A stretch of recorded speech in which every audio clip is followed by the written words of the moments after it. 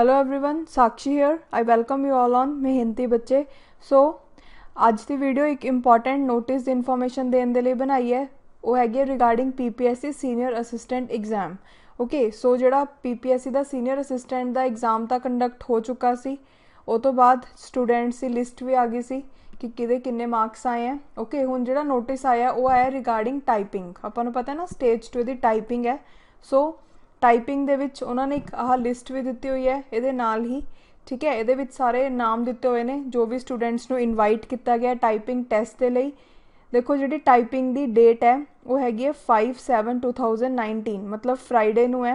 Okay, उस तो इलावा इन्होंने इस क्या होया कि जोड़े नंबर ऑफ कैंडीडेट्स को इनवाइट किया गया वो 10 टाइम्स इनवाइट किया गया जिन्नी वैकेंसीज है हरेक कैटेगरी की। तो उन्होंने ये भी गल कही है कि अगर जोड़े स्टूडेंट्स हूँ इन्होंने इनवाइट किए ने अगर वो उन्हों का नंबर घट आता है जिन्नियां कि पोस्ट हैगियां ने हर कैटेगरी दे लई तो होर एडिशनल स्टूडेंट्स नूं भी बुलाया जाऊगा। ओके, उस तो इलावा इहदे विच इन्हां ने यह गल कही है कि अगर नंबर ऑफ क्वालीफाइड कैंडीडेट्स ज़्यादा हो जाते हैं वैकेंसीज तो जिहड़ी सिलैक्शन है वो मैरिट के बेस पर की जाऊगी, मतलब जो रिटन टैसट दे विच मैरिट आई है। बिकॉज जो टाइपिंग टैसट है वो जस्ट क्वालीफाइंग है नेचर दे विच। तो लास्ट पॉइंट ये है कि जो टाइप टैसट का वैन्यू है, टाइम है, बैच है, वो सारा एडमिट कार्ड के उपर अवेलेबल होगा।